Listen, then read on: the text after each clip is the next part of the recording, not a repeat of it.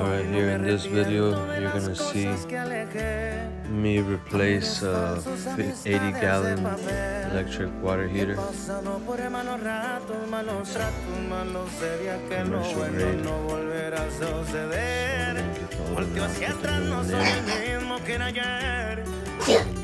Gotta rewire it, and we also gotta convert it. Gotta convert it from 277 volts to 240 so that it works properly. If you don't do that conversion, it won't work. So what you gotta do is take off the top thermostat lid and everything, and replace the two wires. That wire right there I'm pointing at, move it down there.